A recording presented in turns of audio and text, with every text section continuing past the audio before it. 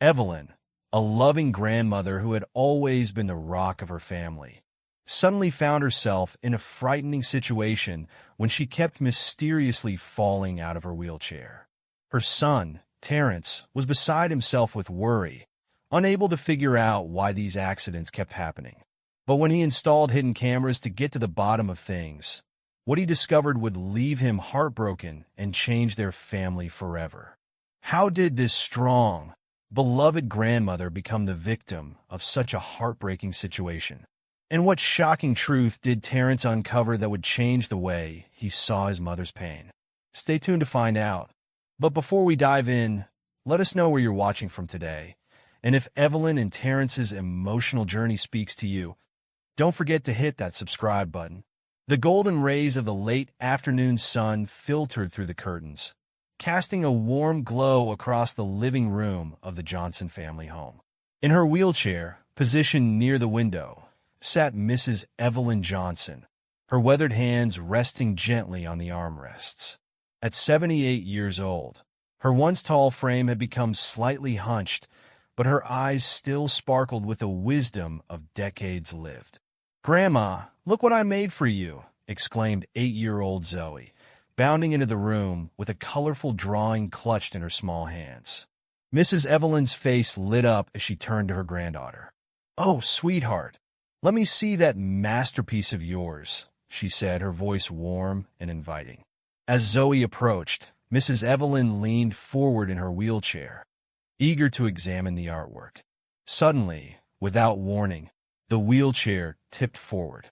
Mrs. Evelyn let out a startled gasp as she tumbled to the floor, her frail body hitting the hardwood with a dull thud. "Grandma!" Zoe cried out, her eyes wide with fear. Terrence, Mrs. Evelyn's son, rushed into the room, alerted by the commotion. "Mama!" he exclaimed, hurrying to her side. "Are you okay? What happened?" Mrs. Evelyn winced as Terrence gently helped her back into the wheelchair. "Oh, it's nothing, baby. Just these old bones of mine not cooperating," she said, trying to brush off the incident with a weak smile. Terrence frowned, unconvinced. This wasn't the first time his mother had fallen from her wheelchair, and a nagging worry gnawed at him. "Mama, we need to be more careful. Maybe we should adjust your wheelchair or get you some extra support." "Nonsense," Mrs. Evelyn replied, patting his hand reassuringly. "I'm fine, just a little clumsy these days. Now, Zoe, honey, let me see that beautiful drawing of yours." As Zoe hesitantly approached again, this time more cautiously, Terrence couldn't shake the feeling that something wasn't right. He watched as his mother admired the drawing, her smile genuine but tinged with something he couldn't quite place. Was it sadness? Frustration? He couldn't be sure. Later that evening, as Terrence helped his wife LaToya clean up after dinner, he voiced his concerns. "I'm worried about Mama," he said, his brow furrowed as he dried a plate. "That's the third time she's fallen this week." LaToya nodded, her own face etched with concern. "I know, babe. It's scary. Do you think we should take her to see Dr. Thompson again? Maybe there's something we're missing." Terrence sighed, setting down the dish towel. "Maybe, but every time we bring it up, she insists she's fine. You know how stubborn she can be. Just like someone else I know," LaToya said with a small smile, nudging her husband playfully. Terrence couldn't help but chuckle. Yeah, I wonder where I got it from." His smile faded as he glanced towards the living room, where he could hear his mother's soft laughter as she watched TV with the kids. "I just can't shake this feeling that there's more to these falls than she's letting on." As the days passed, the incidents continued. Each time Mrs. Evelyn fell, the family's concern grew. Terrence found himself constantly on edge, ears straining for any sound that might indicate his mother was in trouble. One afternoon, as Mrs. Evelyn napped in her room, Terrence sat at the kitchen table, his head in his hands. LaToya joined him, placing a comforting hand on his shoulder. "Talk to me, babe," she said softly. "What's going through that head of yours?" Terrence looked up, his eyes filled with a mix of worry and determination. I think I need to do something more. We can't just keep waiting for the next fall to happen." LaToya nodded encouragingly. What are you thinking? Terrence hesitated for a moment before speaking. I'm thinking of installing some hidden cameras, just to keep an eye on her when we're not in the room. LaToya's eyebrows shot up. Hidden cameras? Are you sure that's a good idea? Your mama values her privacy. If she found out. I know, Terrence said, running a hand through his short-cropped hair. But what choice do we have? We need to figure out what's causing these falls before she seriously hurts herself. After a long discussion, weighing the pros and cons, LaToya reluctantly agreed. The next day, while Mrs. Evelyn was out for her weekly hair appointment with LaToya, Terrence carefully installed small, discreet cameras in the living room and Mrs. Evelyn's bedroom. As he worked, a wave of guilt washed over him. He felt like he was betraying his mother's trust, invading her privacy. But the image of her frail body, sprawled on the floor, potentially seriously injured, steeled his resolve. This was for her own good, he told himself. That evening, as the family gathered for dinner, Mrs. Evelyn seemed in good spirits. She regaled them with stories from her youth, her eyes twinkling as she described the mischief she and her siblings would get into. You know, she said, pausing to take a sip of water, sometimes I feel like I'm right back there in those carefree days. Your grandfather? Oh, how he could make me laugh. A shadow passed over her face for a moment, so brief that Terrence almost missed it. But then her smile returned, and she continued her story. As Terrence helped his mother into bed that night, he couldn't help but feel a pang of guilt about the hidden camera now watching over her. "Good night, Mama," he said, leaning down to kiss her forehead. "I love you." Mrs. Evelyn reached up to pat his cheek affectionately. "I love you too, baby. You're such a good son, taking care of your old mama like this." Terrence swallowed hard, forcing a smile. "You're not old, Mama, and I'll always take care of you. That's a promise." As he turned off the light and closed the door, Terrence lingered for a moment, listening. He could have sworn he heard a soft sigh, but then all was quiet. The next few days passed without incident, but Terrence remained vigilant. He found himself constantly checking the camera feeds on his phone, looking for any sign of trouble. But each time, he saw only his mother going about her daily routine, reading her Bible, watching her favorite game shows, chatting with the grandkids. The morning sun streamed through the kitchen window, casting a warm glow on the Johnson family as they gathered for breakfast. Terrence sat at the head of the table, his eyes heavy from another night of restless sleep. Across from him, Mrs. Evelyn slowly stirred her oatmeal, her gaze distant. "Mama, how are you feeling this morning?" Terrence asked, trying to keep his voice light despite the worry gnawing at him. Mrs. Evelyn looked up, a small smile touching her lips. "Oh, I'm just fine, baby. Don't you worry about me." LaToya exchanged a glance with her husband, concern etched on her face. It had been 3 days since they'd installed the hidden cameras, and yet another fall had occurred just yesterday afternoon. As if reading their thoughts, Mrs. Evelyn's smile faltered. "I'm sorry about that tumble yesterday. I just can't seem to remember what happened. One minute I was sitting there, and the next." She trailed off, shaking her head. Terrence leaned forward, his breakfast forgotten. "Mama, it's okay. We just want to make sure you're safe. Do you think maybe we should talk to Dr. Thompson again? Maybe get some more tests done?" Mrs. Evelyn's eyes flashed with a hint of defiance. "Now, Terrence, I've told you before, I'm not going to spend my days being poked and prodded by doctors. It's just these old bones of mine, that's all." LaToya stepped in, her voice gentle. "We know, Mom. We just want to help. Maybe we could look into getting some extra help around the house. Someone to be with you when we're not here." "Absolutely not," Mrs. Evelyn said firmly. "I'm not having some stranger in my house, watching my every move. I'm not helpless, you know." Terrence sighed, running a hand over his face. "We know you're not helpless, Mama. We just want to understand what's causing these falls." The conversation was interrupted by the kids rushing in, backpacks in hand, ready for school. As the family bustled about, getting ready for the day, Terrence couldn't shake the feeling that they were missing something crucial. Later that evening, After putting the kids to bed, Terrence sat in his home office, his eyes glued to the computer screen. He had been reviewing the footage from the hidden cameras for hours, searching for any clue that might explain his mother's falls.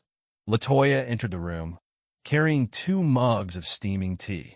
She set one down beside her husband and perched on the edge of the desk. "Any luck?" she asked softly. Terrence shook his head, frustration evident in his voice. "Nothing. I've watched these videos 100 times, and I can't see anything that would explain why she's falling. It's like one second she's fine, and the next."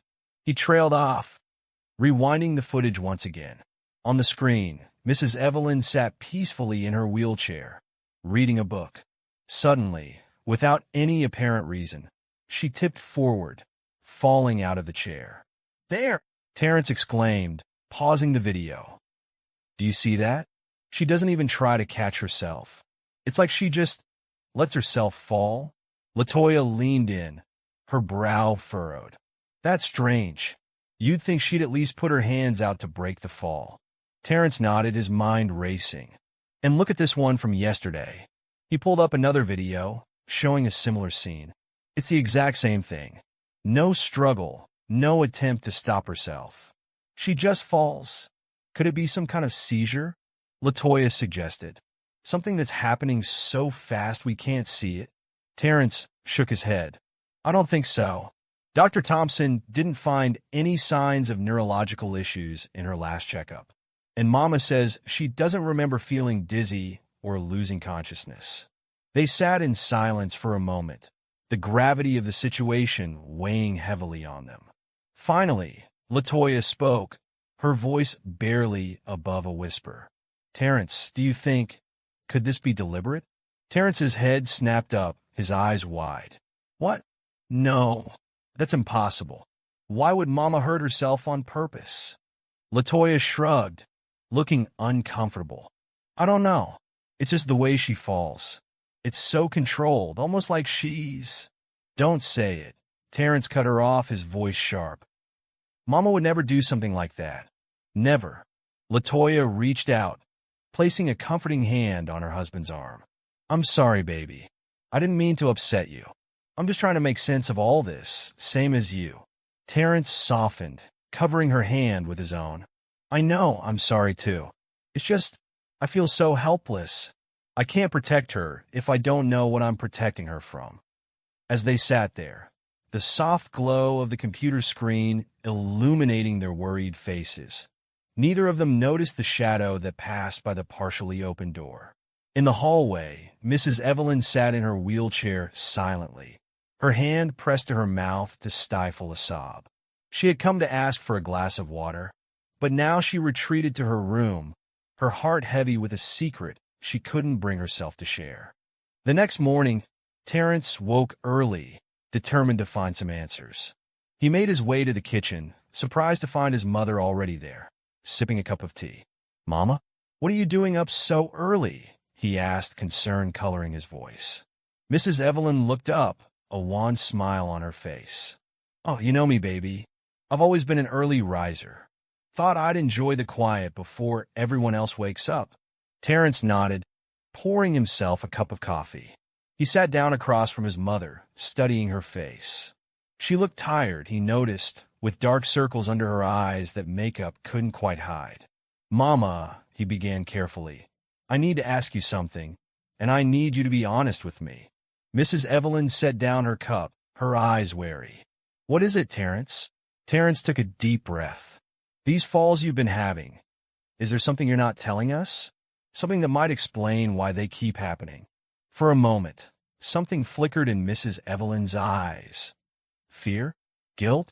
But it was gone so quickly, Terrence wasn't sure he'd seen it at all.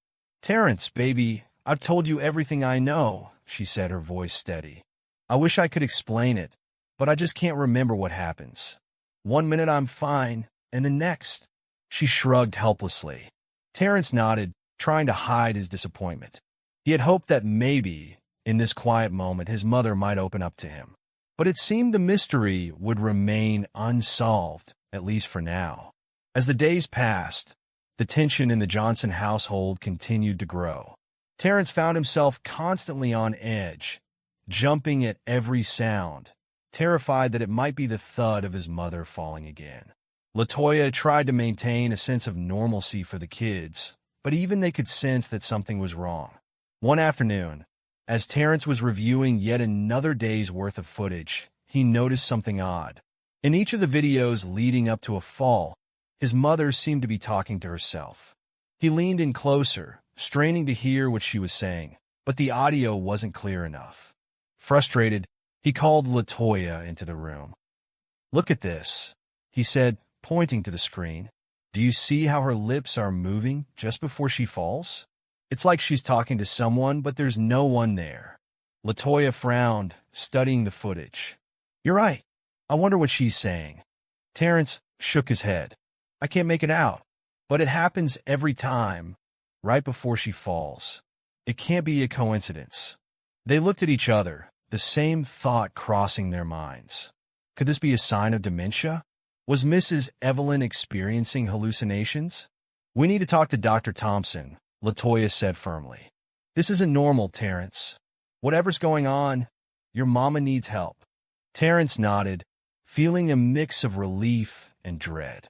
On one hand, they might finally get some answers. On the other, he was terrified of what those answers might be. That evening, as the family sat down to dinner, Terrence cleared his throat. "Mama," he began, trying to keep his voice steady, "LaToya and I have been talking, and we think it might be a good idea to schedule another appointment with Dr. Thompson." Mrs. Evelyn looked up from her plate, her fork pausing midway to her mouth. "Oh, and why is that?" Terrence exchanged a glance with LaToya before continuing. "We're just concerned about these falls, Mama.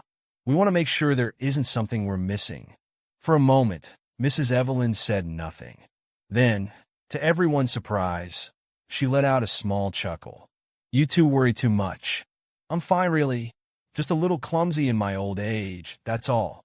"But Mama," Terrence pressed, "these falls aren't normal. And we've noticed, well, sometimes it seems like you're talking to yourself just before it happens." The smile froze on Mrs. Evelyn's face. For a split second, Terrence saw something in her eyes, a flicker of panic, quickly replaced by a carefully neutral expression. "I don't know what you're talking about, Terrence," she said, her voice unnaturally calm. "I certainly don't talk to myself. Maybe your eyes are playing tricks on you." LaToya stepped in, her voice gentle. "Mom, we're not trying to upset you. We just want to make sure you're okay. If there's something going on, something you're not telling us, we want to help." Mrs. Evelyn set down her fork, her appetite apparently gone. "I appreciate your concern, both of you. But I'm telling you, there's nothing wrong with me that a little rest won't cure. Now, if you'll excuse me, I think I'll turn in early tonight." Before anyone could protest, she wheeled herself away from the table and towards her room. Terrence and LaToya watched her go, their hearts heavy with worry and frustration. Later that night, as Terrence lay awake in bed, he couldn't shake the feeling that they were missing something crucial. He replayed the conversation at dinner in his mind, trying to make sense of his mother's reaction. Suddenly, he sat bolt upright, startling LaToya awake. "The cameras," he said, his voice urgent. "We need to check the cameras right now." Confused and groggy, LaToya followed her husband to the home office. Terrence quickly pulled up the live feed from his mother's room, his heart racing. On the screen, they saw Mrs. Evelyn sitting up in bed, her wheelchair pushed to the side. Her lips were moving, and this time, thanks to the camera's proximity, they could clearly hear what she was saying. "I'm trying, my love," she whispered, her voice thick with emotion. "I'm trying to join you, but they won't let me go." Terrence and LaToya looked at each other, shock and horror dawning on their faces as the terrible truth began to sink in. The mystery of Mrs. Evelyn's falls was finally unraveling, but the reality was far more heartbreaking than they could have ever imagined. Terrence's heart raced as he frantically searched through more footage. He wasn't able to make out her words earlier, but now he had an idea what she must be saying. To his horror, he found the same pattern repeated in every fall. Each time, his mother would whisper similar phrases. I'm coming, darling. Just wait for me. We'll be together again, I promise. I can't bear this loneliness anymore. I'm on my way. The truth hit Terrence like a physical blow. These falls weren't accidents. They weren't caused by frailty or clumsiness.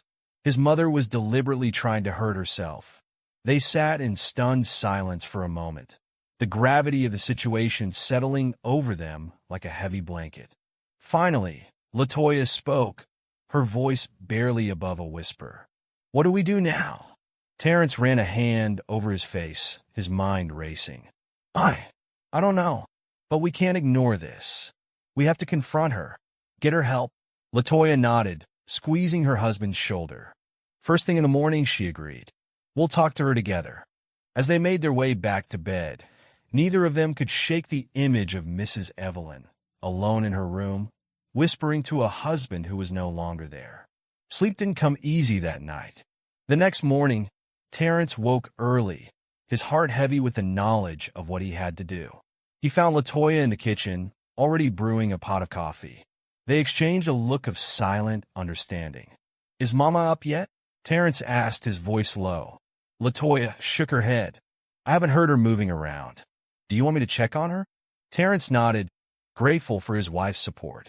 As Latoya disappeared down the hallway, he poured himself a cup of coffee, trying to steady his nerves. How do you confront your mother about something like this? A few minutes later, Latoya returned with Mrs. Evelyn. The elderly woman looked tired, dark circles under her eyes betraying a restless night. Good morning, Mama, Terrence said, forcing a smile. How did you sleep? Mrs. Evelyn waved a dismissive hand. Oh, you know how it is at my age. Sleep comes and goes. But I'm just fine. Don't you worry. Terrence and Latoya exchanged a glance. It was now or never.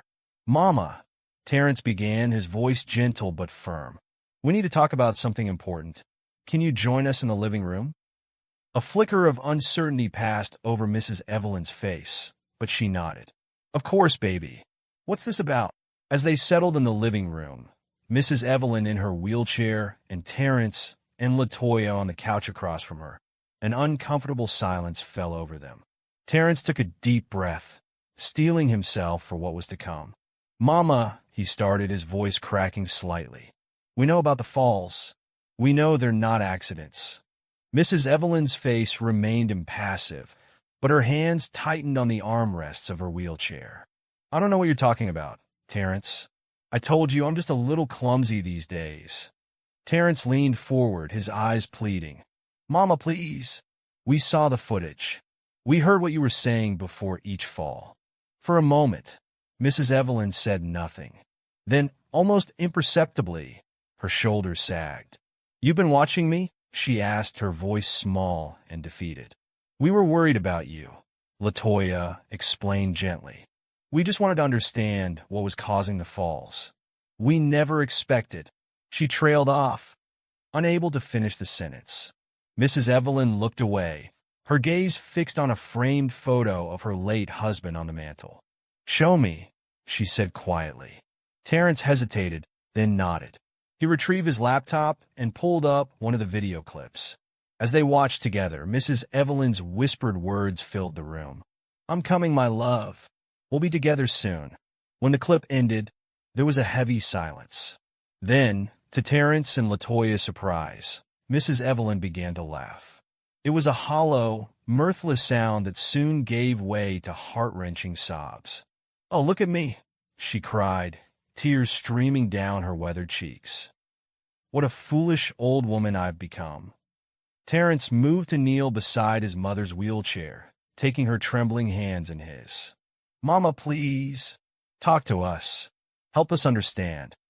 Mrs. Evelyn took a shaky breath, her eyes meeting her son's.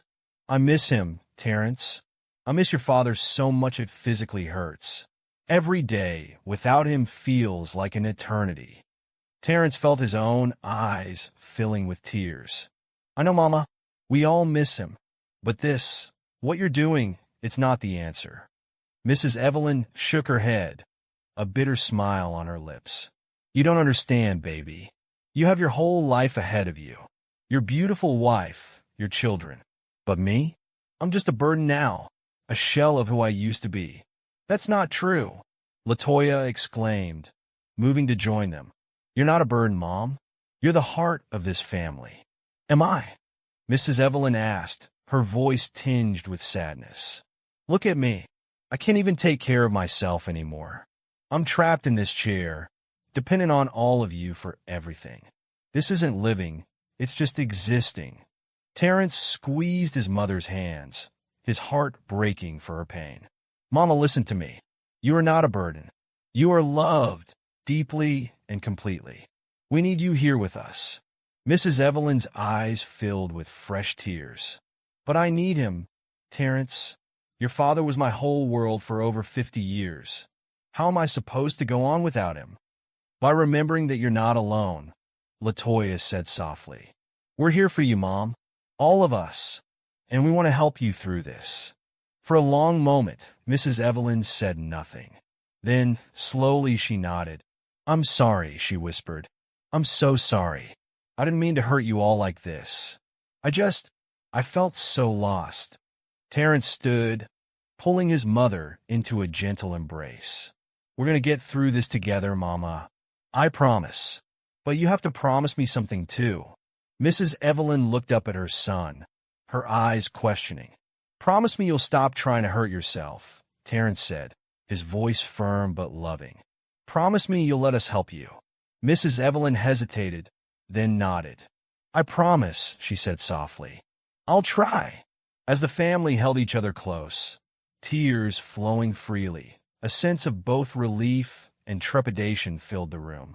They had uncovered the painful truth, but the road ahead would not be easy. There were wounds to heal, trust to rebuild, and a grieving process that had been interrupted for far too long. Later that day, as Mrs. Evelyn rested in her room, Terrence and Latoya sat at the kitchen table, discussing their next steps. We need to get her professional help, Latoya said, her voice firm. A therapist who specializes in grief counseling for the elderly. Terrence nodded in agreement. And we need to make some changes around here. We can't leave her alone so much. Maybe we could look into some part-time in-home care? As they continued to plan, both felt a mixture of hope and apprehension. They had crossed a significant hurdle in getting Mrs. Evelyn to open up about her pain, but they knew the journey was far from over. In her room, Mrs. Evelyn sat in her wheelchair, gazing at the photo of her late husband on her nightstand. She reached out, gently tracing his smiling face with a trembling finger. "Oh, James," she whispered, her voice thick with emotion. "I'm sorry, my love. I wanted so badly to be with you again. But our boy needs me here a little longer. Can you wait for me, darling? Just a little while longer?" As she spoke, a warm breeze drifted through the open window, rustling the curtains. For a moment, Mrs. Evelyn could have sworn she felt a familiar, comforting presence in the room. A small smile touched her lips as she closed her eyes, allowing herself to remember the good times, the laughter, the love she had shared with her husband. For the first time in a long while, Mrs. Evelyn felt a glimmer of hope. The pain was still there, a constant ache in her heart, but it was tempered now by the knowledge that she wasn't alone. Her family loved her, needed her, and maybe, just maybe, that could be enough to keep her going. As the days passed, the Johnson household settled into a new rhythm. Terrence and Latoya worked tirelessly to ensure Mrs. Evelyn felt loved and included in every aspect of family life. They rearranged their schedules to spend more time with her, encouraging the children to do the same. One evening, as they sat around the dinner table, Latoya broached a subject they'd been discussing privately. "Mom," she said gently, "Terrence and I have been thinking. We believe it might be helpful for you to talk to someone professional about your feelings. A therapist who specializes in grief counseling for seniors." Mrs. Evelyn's fork paused halfway to her mouth. She set it down slowly, her brow furrowing. "A therapist? I don't know, honey.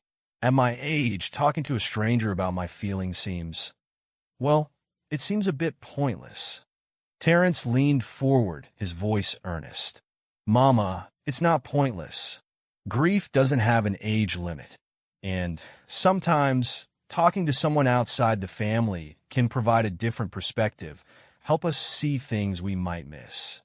Mrs. Evelyn looked uncertain, her eyes darting between her son and daughter-in-law. I don't know if I can do that.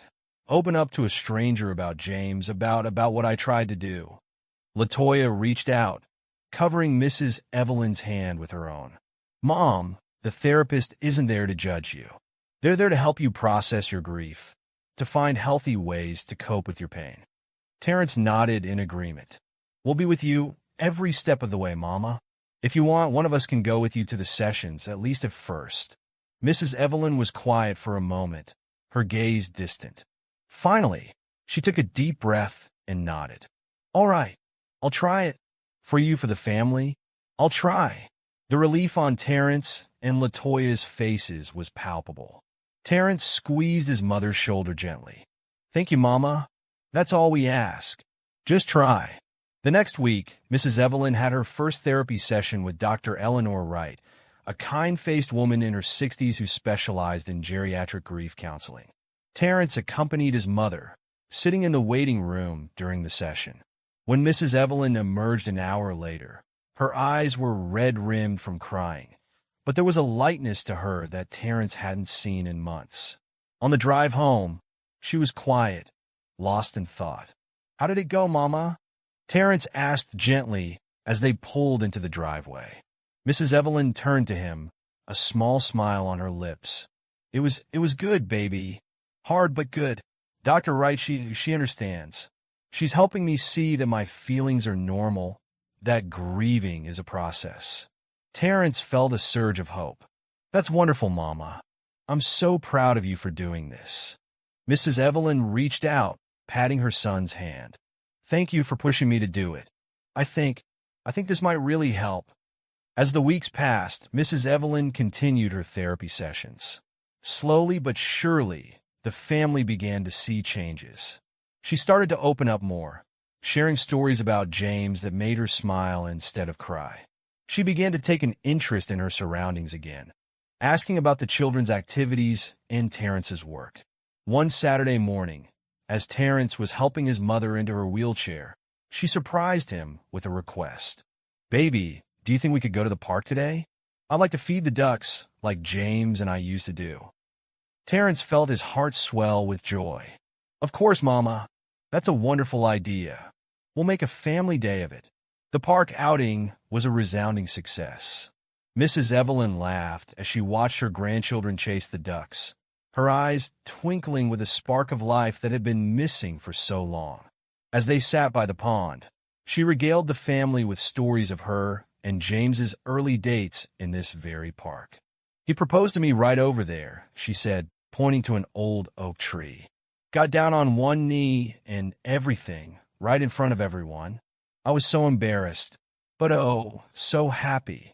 Terrence watched his mother as she spoke, marveling at the change in her. There was still sadness in her eyes, but it was tempered now by fond remembrance and love. That evening, as Terrence was tucking his mother into bed, she reached out and took his hand. Terrence, she said softly, I want you to know something. What is it, Mama? He asked, sitting on the edge of her bed. Mrs. Evelyn's eyes shimmered with unshed tears, but her smile was genuine. I'm glad I'm still here. I'm glad you didn't let me give up. I think James would be proud of us, don't you? Terrence felt his own eyes fill with tears. He leaned down, pulling his mother into a gentle embrace.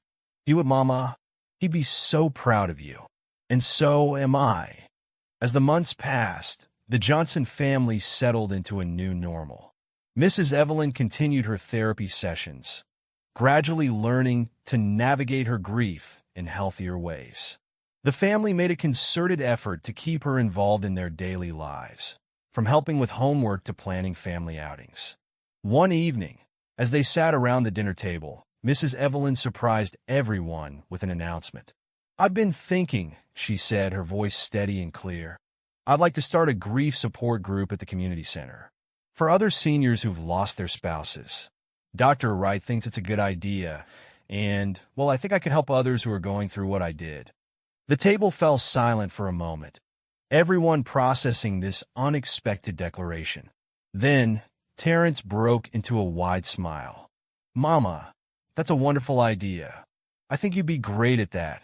Latoya nodded enthusiastically. "Absolutely, Mom.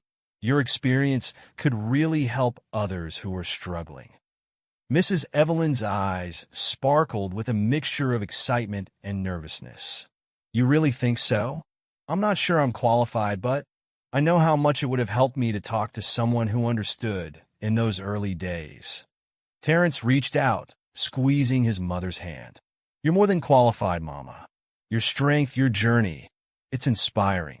And I know Dad would be so proud of you for wanting to help others."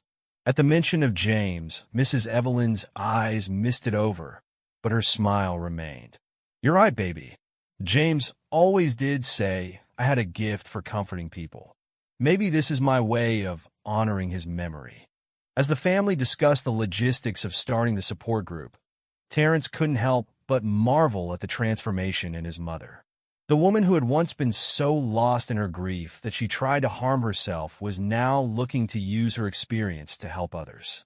It was a testament to her strength, to the power of love and support, and to the human spirit's capacity for healing. Later that night, as Terrence lay in bed reflecting on the day's events, he felt a profound sense of gratitude wash over him. The journey had been difficult, filled with pain and heartache, but they had come through it together. His mother was finding purpose again, rediscovering joy in life. He thought back to those dark days when he had first discovered the truth behind her falls. The fear, the helplessness he had felt seemed like a distant memory now. They had faced the darkness together and emerged stronger for it. As he drifted off to sleep, Terrence sent a silent thank you to the universe. For the hidden cameras that had revealed the painful truth, for the strength his mother had found to keep fighting, for the love that had carried them through. They had weathered the storm, and though the seas might never be completely calm again, they had learned to navigate the waves together. In her room, Mrs. Evelyn lay awake, her thoughts drifting to James. She reached out, touching the empty space beside her where he used to sleep. "I'm doing it, my love," she whispered into the darkness. "I'm living, just like you would have wanted. And I'm going to help others do the same. Watch over me, darling. I'll see you again someday, but not yet. Not yet." With a peaceful smile on her face, Mrs. Evelyn closed her eyes, ready to face whatever tomorrow might bring. She was no longer just existing, she was living.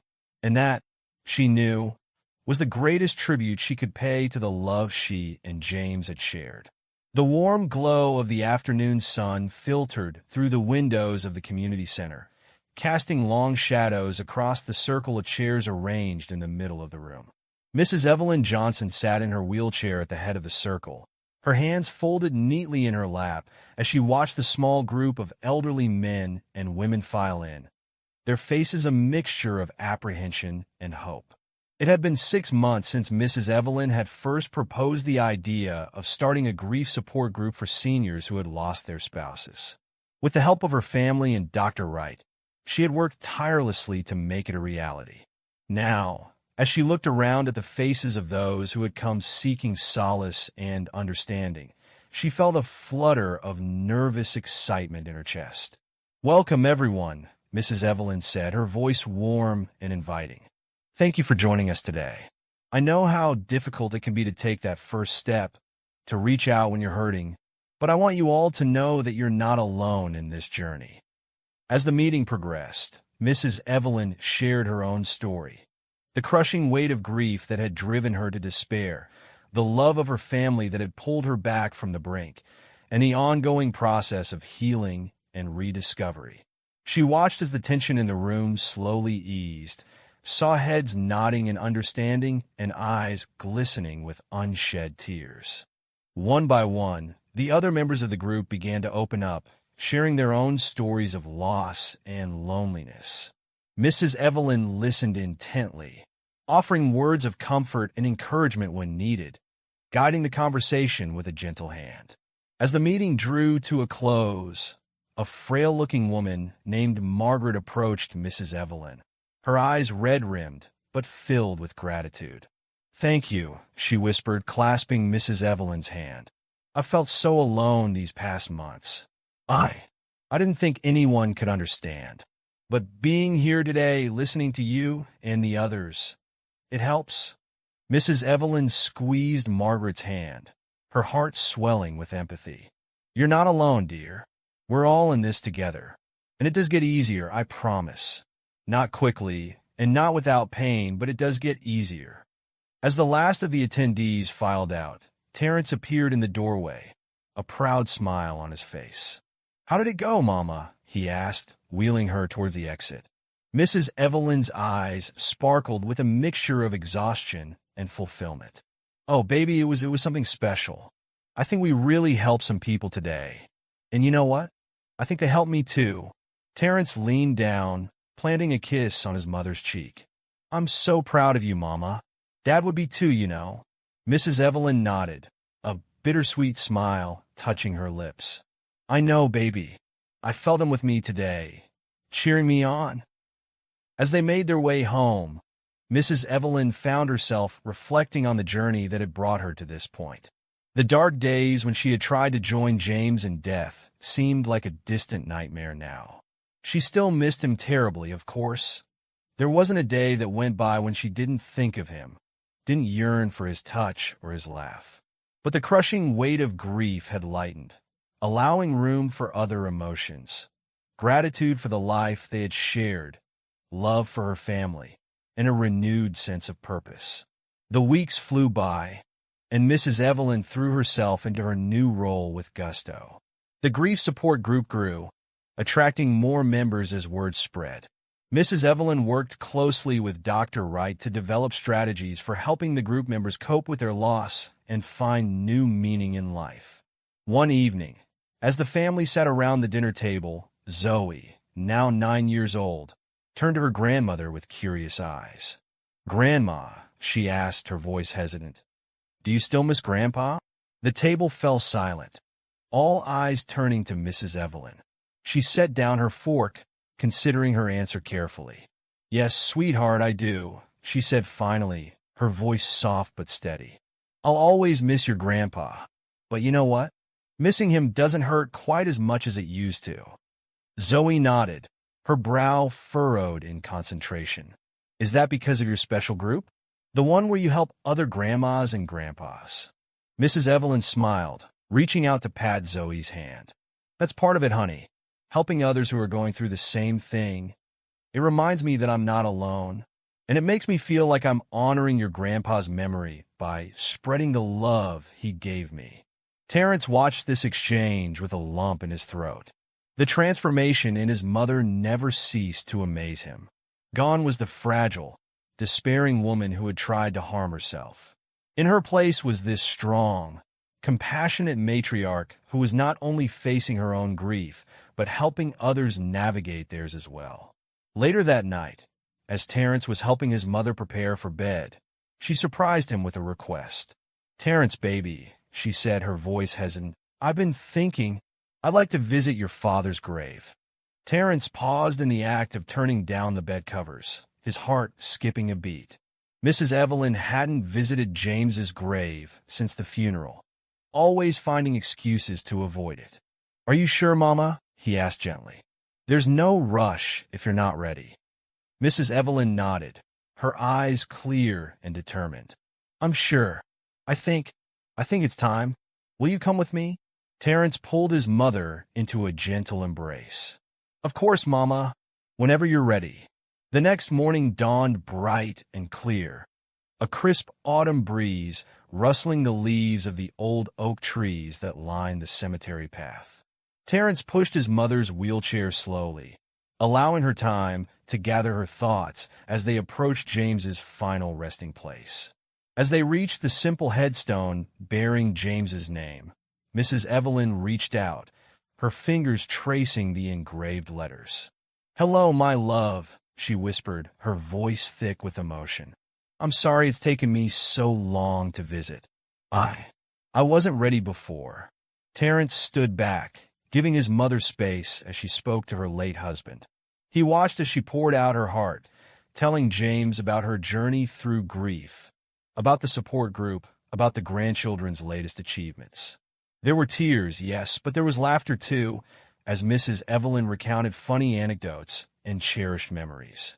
Finally, Mrs. Evelyn turned to her son, her eyes shimmering but her smile peaceful. "Thank you for bringing me here, baby.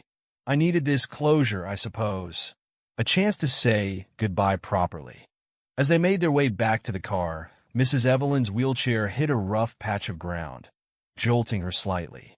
For a moment, Terrence felt a flash of the old panic, remembering the falls that had once plagued his mother. But Mrs. Evelyn merely laughed, adjusting herself in the chair.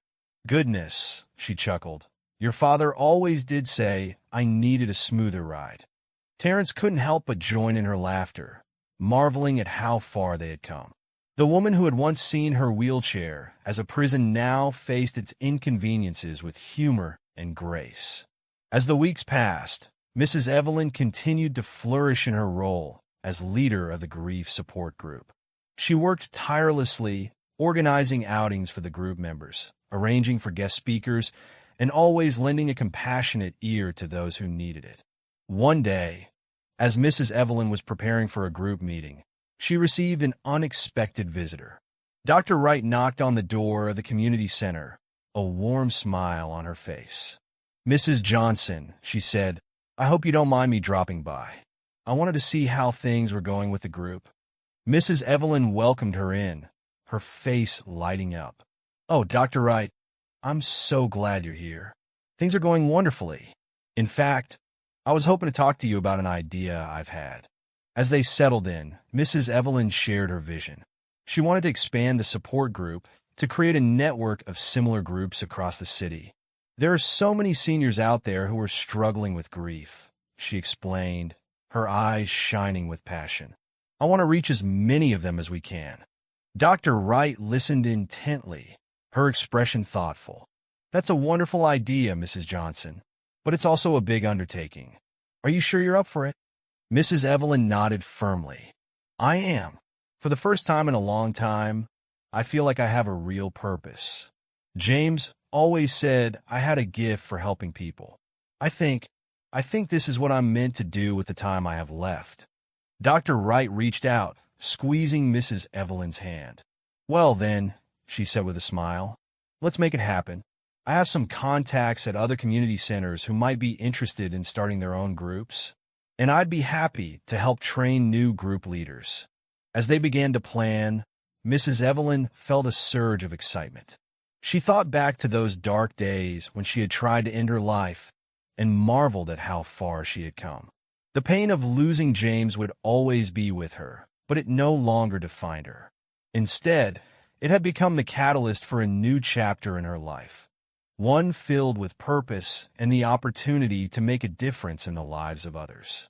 That evening, as the family gathered for dinner, Mrs. Evelyn shared her plans for expanding the support group network. Terrence and LaToya listened with growing amazement as she outlined her vision, her eyes alight with enthusiasm. "Mama," Terrence said when she had finished, "this is incredible. But are you sure it's not too much? We don't want you overexerting yourself." Mrs. Evelyn fixed her son with a determined look. "Terrence, baby, I may be old, and I may be in this wheelchair, but I am far from finished. This work, it gives me strength. It makes me feel alive in a way I haven't felt since your father passed." LaToya reached out, squeezing her mother-in-law's hand. "We're so proud of you, Mom. If this is what you want to do, we're behind you 100%. As the weeks turned into months, Mrs. Evelyn's vision began to take shape. With the help of Dr. Wright and a team of volunteers, new grief support groups were established in community centers across the city. Mrs. Evelyn took on the role of mentor, training new group leaders and sharing her experiences. The work was challenging, often emotionally draining, but Mrs. Evelyn thrived on it. She found herself looking forward to each day, eager to make a difference in the lives of others who were struggling with loss. One afternoon, as Mrs. Evelyn was preparing to leave for a training session at a new support group location, she caught sight of herself in the hallway mirror. She paused, studying her reflection. The face that looked back at her was lined with age, yes, but it was also alive with purpose. Her eyes, once dulled by grief, now sparkled with determination and compassion. "Well, James," she murmured to herself, a small smile playing on her lips, "what do you think of your old girl now?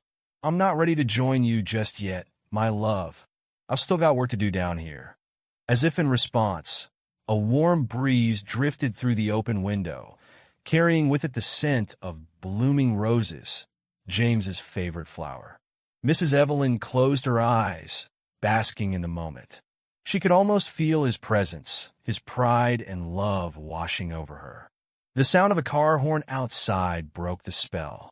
Mrs. Evelyn opened her eyes, her smile widening. Terrence was waiting to drive her to the community center. With a final glance at her reflection, she wheeled herself towards the door, ready to face another day of challenges and opportunities. As they drove, Terrence couldn't help but marvel at the change in his mother. Gone was the defeated woman who had once seen her wheelchair as a prison. In her place was this vibrant, purposeful person who viewed her mobility aid as simply another tool to help her achieve her goals. "You know, Mama," Terrence said as they neared the community center, "I was thinking about those hidden cameras we installed all those months ago." Mrs. Evelyn turned to him, her eyebrow raised. "Oh, what about them, baby?" Terrence shook his head, a rueful smile on his face. "I was so scared back then, so desperate to figure out what was causing your falls. I never imagined that those cameras would lead us here, to all of this." Mrs. Evelyn reached out, patting her son's hand. "Life has a funny way of working out, doesn't it? Those cameras, they saved my life in more ways than one. They didn't just stop me from hurting myself. They opened the door to this new chapter of my life." As they pulled up to the community center, they saw a small crowd gathered outside. To Mrs. Evelyn's surprise, she recognized many of the faces. Members of her original support group, volunteers from other centers, even Dr. Wright. LaToya stepped forward as Terrence helped Mrs. Evelyn out of the car. "Surprise," she said, her face beaming. "We couldn't let this day pass without a little celebration." Mrs. Evelyn looked around in confusion. "Celebration? What for?" Dr. Wright stepped forward, a wrapped package in her hands. "Mrs. Johnson, it's been exactly 1 year since you started the first grief support group. In that time, you've touched countless lives, brought hope to those who thought they had none left. We wanted to honor that." As Dr. Wright handed her the package, Mrs. Evelyn felt tears welling up in her eyes. With trembling hands, she unwrapped it to reveal a beautiful plaque. Engraved on it were the words, "In recognition of Mrs. Evelyn Johnson, whose courage in the face of grief has become a beacon of hope for others. Your strength inspires us all." Mrs. Evelyn looked up at the smiling faces surrounding her, her heart overflowing with emotion. I don't know what to say," she stammered. "This work, helping others, it's been my lifeline. You've all given me so much more than I could ever give you." Margaret, the woman from the first support group meeting, stepped forward. "That's not true, Evelyn," she said softly. "You showed us that there's life after loss. You gave us hope when we thought all was lost. We can never thank you enough for that." As the group moved inside for a small reception, Mrs. Evelyn found herself surrounded by well-wishers, each with a story to share about how the support group had helped them. She listened with a full heart, marveling at the ripple effect of healing that had spread from her own journey through grief. Later that evening, as the family sat around the dinner table, the mood was celebratory. Zoe had made a special card for her grandmother, decorated with glitter and hand-drawn flowers. "You're my hero, Grandma," she said shyly as she presented it. Mrs. Evelyn pulled her granddaughter into a tight hug. "Oh, sweetheart," she murmured, her voice thick with emotion. "You and your brother, your parents, you're all my heroes. I wouldn't be here without you." As the night wore on and the younger children were put to bed, Mrs. Evelyn found herself sitting on the back porch with Terrence and LaToya. The night was clear, a blanket of stars twinkling overhead. "I've been thinking," Mrs. Evelyn said after a comfortable silence, "about those dark days when I was trying to join your father." Terence tensed slightly, but Mrs. Evelyn reached out, patting his hand reassuringly. No, don't worry, baby. I'm not going back there. I want you both to know how grateful I am for not giving up on me, for pushing me to get help, for supporting me through all of this." Latoya leaned in, wrapping an arm around her mother-in-law's shoulders. "We'll always be here for you, Mom, through the good times and the bad." Terence nodded in agreement. "We're just thankful you're still here with us, Mama. You've shown us all what real strength looks like." Mrs. Evelyn smiled, her eyes misting over as she gazed up at the stars. "You know," she said softly, "I used to think that loving someone meant you couldn't go on without them. But I've learned that real love, it gives you the strength to keep living, to honor their memory by making the most of the life you have left." As they sat there, enjoying the peaceful night and each other's company, Mrs. Evelyn felt a sense of contentment wash over her.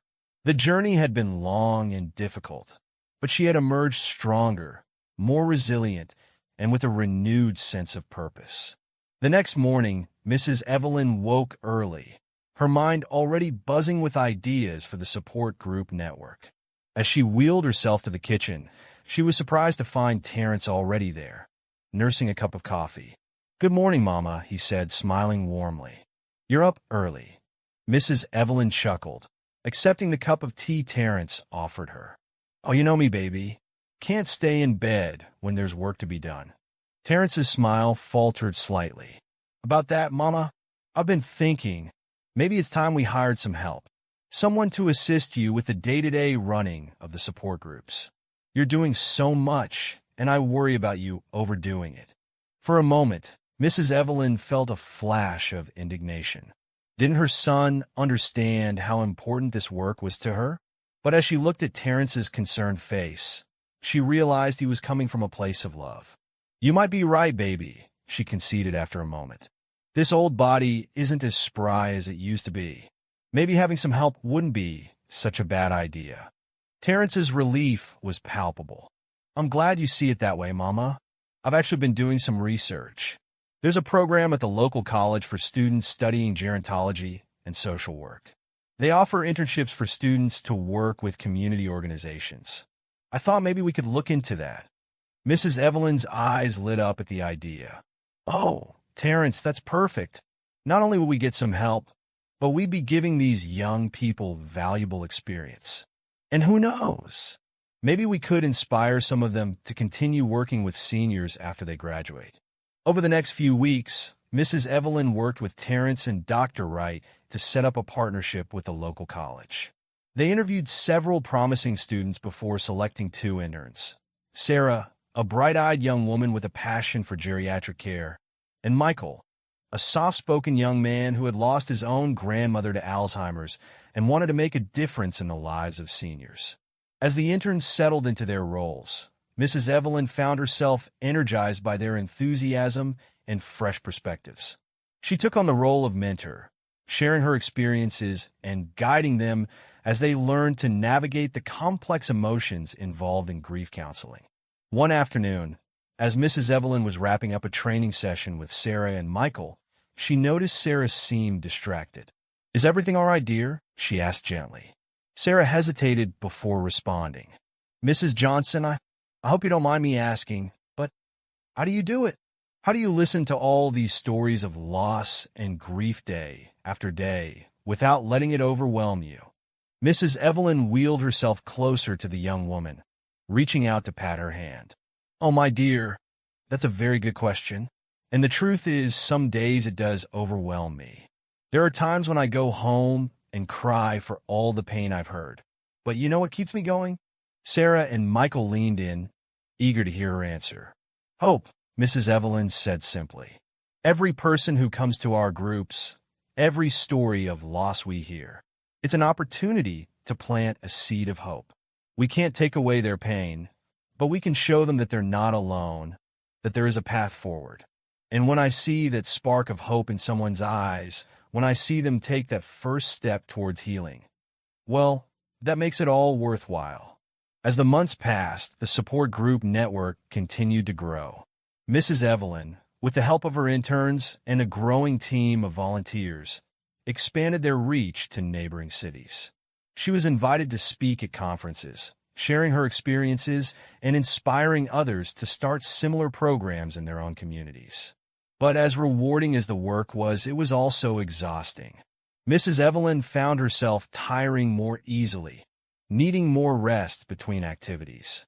Terrence and LaToya watched with growing concern, torn between pride in her accomplishments and worry for her health. One evening, as Mrs. Evelyn was preparing for bed, she felt a sharp pain in her chest. She tried to brush it off, but when the pain persisted and she found herself short of breath, she knew she couldn't ignore it. "Terrence," she called out, her voice weak and shaky. "Terrence, baby, I need help." The next few hours passed in a blur of ambulance sirens, emergency room lights, and worried faces. When Mrs. Evelyn finally regained full consciousness, she found herself in a hospital bed, Terrence dozing in a chair beside her. "Terrence," she croaked, her throat dry. Terrence jerked awake, relief flooding his face as he saw his mother's eyes open. "Mama, thank God. How are you feeling?" Mrs. Evelyn tried to sit up, but found herself too weak. "What happened, baby?"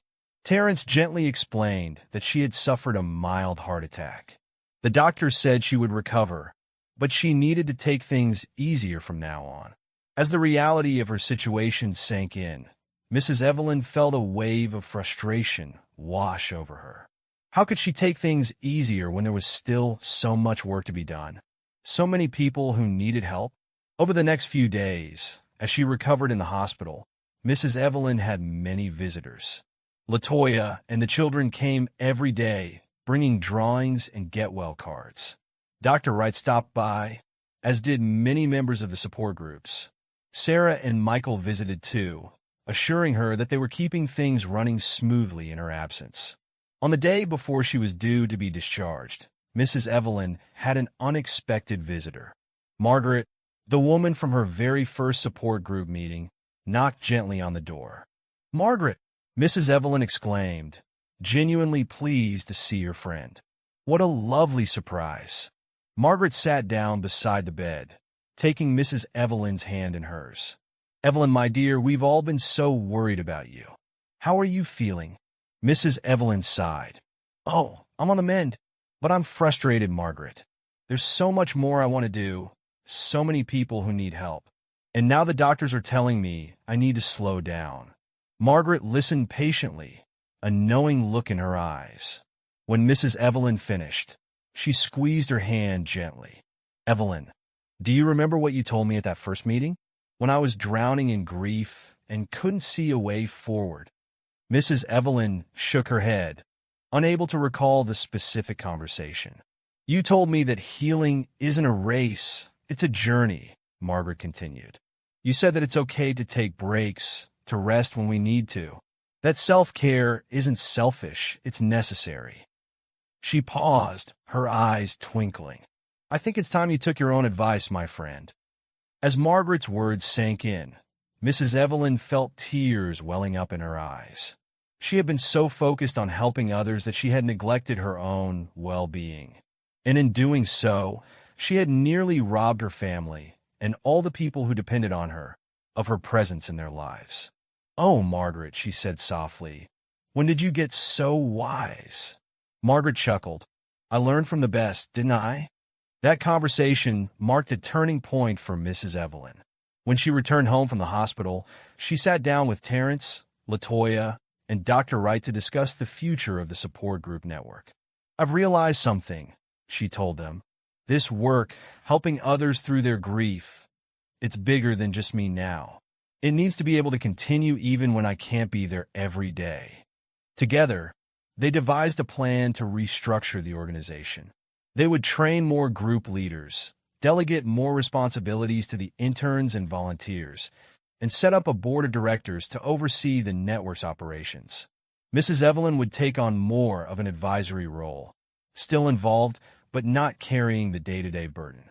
As they implemented these changes over the next few months, Mrs. Evelyn found herself with more free time than she'd had in years.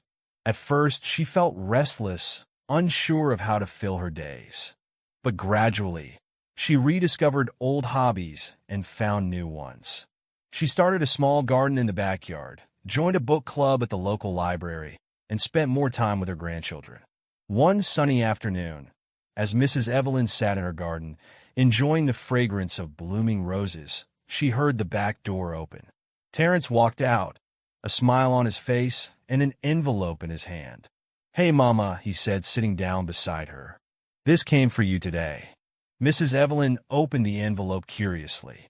Inside was a letter from the mayor's office, inviting her to receive a community service award for her work with the Grief Support Network. As she read the letter, Mrs. Evelyn felt a swirl of emotions: pride, gratitude, and a touch of nostalgia. She looked up at Terrence, her eyes shining. "Oh, baby," she said softly. "Can you believe how far we've come?" Terrence wrapped an arm around his mother's shoulders, pulling her close. "I can, Mama. You're the strongest person I know. You've turned your pain into purpose, and you've helped so many people along the way." Mrs. Evelyn leaned into her son's embrace, her thoughts drifting to James. She could almost hear his voice, filled with pride and love. "We did good, Evie," he seemed to say. "We did real good." As the sun began to set, casting a golden glow over the garden, Mrs. Evelyn felt a deep sense of peace settle over her. The pain of losing James would always be a part of her, but it no longer defined her. She had found a way to honor his memory by living her life to the fullest, by spreading love and hope to others who were suffering. She thought back to those dark days when she had tried to harm herself, when the grief had seemed too heavy to bear. How different things were now. She had faced her pain, worked through it, and emerged stronger on the other side. And in doing so, she had not only saved herself, but had become a beacon of hope for others. "You know, Terrence," she said, her voice soft but firm, "I think I'm ready for whatever comes next. Whether it's more time in this garden, more work with the support groups, or something we haven't even thought of yet. I'm ready, because now I know that as long as we have love, as long as we have each other, we can face anything."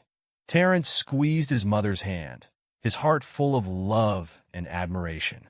"That we can, Mama, that we can." As they sat there, watching the sky turn from gold to pink to deep purple, Mrs. Evelyn felt grateful for every moment, the joyous ones and the painful ones alike. For it was all of these moments, strung together, that had brought her to this place of peace and purpose. And as the first stars began to twinkle in the darkening sky, Mrs. Evelyn whispered a quiet thank you to her family, to the friends who had supported her, to the countless individuals whose lives had touched hers through the support groups. But most of all, she thanked James, her beloved husband, whose love had given her the strength to keep living, to find meaning in the face of loss, and to transform her grief into a force for good in the world. As night fell fully, Terrence helped his mother back into the house. Mrs. Evelyn paused at the doorway, taking one last look at the starlit sky. "Good night, my love," she whispered, a serene smile on her face. "Until we meet again, I'll keep living, loving, and making you proud." And with that, she wheeled herself inside, ready to embrace whatever new adventures tomorrow might bring. And that's the incredible story of Evelyn and Terrence, a family's journey from heartbreak to healing. What started as a series of mysterious falls led to the discovery of a deep, hidden pain that no one had seen coming. Through love, patience, and support, they were able to come together and help Evelyn find peace once again. If this story of resilience and family strength touched you, be sure to let us know in the comments. We hope it serves as a reminder to check in on those we love, because sometimes the struggles they're facing aren't always visible. Thank you for watching, and don't forget to subscribe for more inspiring stories like this one.